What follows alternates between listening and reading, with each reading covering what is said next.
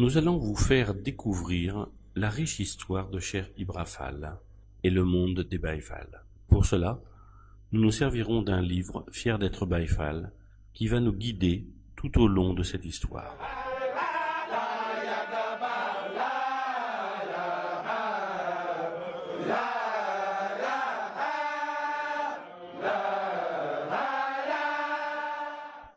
Comme Maître Madikénian nous le signale, en quelques mots, ce que fut l'œuvre de ce géant de la culture, du savoir et du travail, qu'il a élevé au rang de religion, relève d'un exercice difficile.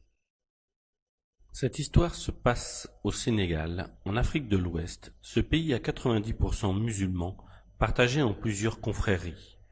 Le reste étant chrétiens ou animistes, vivant tous en parfaite harmonie. Fin de l'année 1800, l'aristocratie princière, qui s'est vue imposer la présence étrangère du colon français, et les armées des différents rois du Sénégal ayant subi des défaites en 1850 et 1890, les rois avaient pactisé avec les autorités coloniales ou s'étaient exilés. De Prouté à Faidherbe, toutes les résistances tombèrent, dont la dernière à Diékélé avec Lat Dior.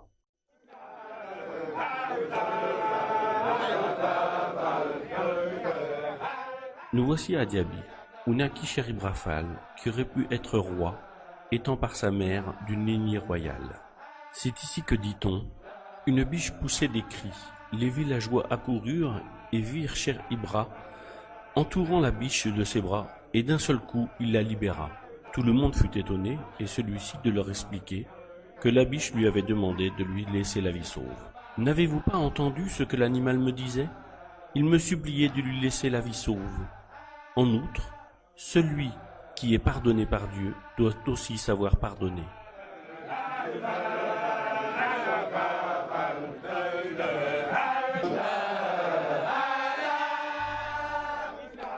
Un jour, une voix divine lui demanda de rejoindre Cheikh Ahmadou Bamba, et c'est Serigne Adamagué qui le conduira à Mbacké Kayor, où Cheikh Ahmadou Bamba enseignait le Coran pour succéder à son père, Mame-Mor Anta Salim Mbacké. La première rencontre se passa ici, en 1883. Cheikh Ibra Fall se présenta à Cheikh Ahmadou Bamba en se prénommant Yap Saksang, ce qui veut dire le lien, et lui expliqua le but de sa visite.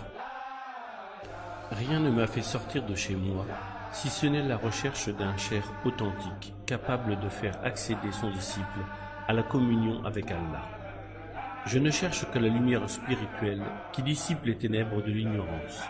J'ai parcouru le pays depuis un bon bout de temps à la recherche d'un tel maître, et si je ne trouvais pas un tel maître vivant, je me contenterais de me recueillir sur sa tombe pour puiser dans sa baraka et recueillir sa lumière en espérant que la sincérité de ma démarche et la pureté de mon intention me permettront d'obtenir l'ouverture spirituelle qui me fera accéder à la communion avec Allah. Cheikh Ahmadou Bamba lui rétorqua: « J'ai fait le serment d'adorer Allah le Dieu unique et de servir son prophète Mohammed, et que si je ne trouvais au monde que le ciel qui l'a abrité, la terre qui l'a foulé de ses pieds, et le Coran qui est descendu sur lui, la sincérité et la pureté de mon serment feront que je réussirai ma mission. » Cheikh Ibra Fall lui dit alors: « Je fais mon allégeance en me consacrant à ta mission en vue de la satisfaction d'Allah, et je n'espère rien ici-bas, il n'y a que l'au-delà qui m'intéresse. »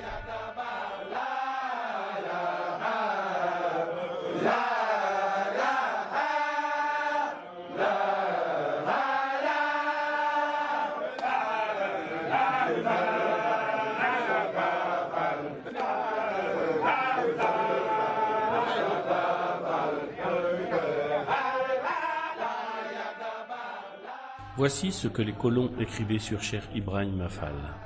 Son grand-père, Atman Fall, était d'une famille noble, le Damel d'Etialon. C'est son père qui lui enseigna le Coran. Cheikh Ibra Fall fonda plusieurs villages et se maria avec les femmes des plus grandes familles, notamment Guessiri Fall, fille du Damel du Kayor Amadi Ngoné Fall, Gana Diop et Koumba Thieleman, fille du Damel Lat Dior. Laila Aïssa Fall, fille du Damel Samba Laobé.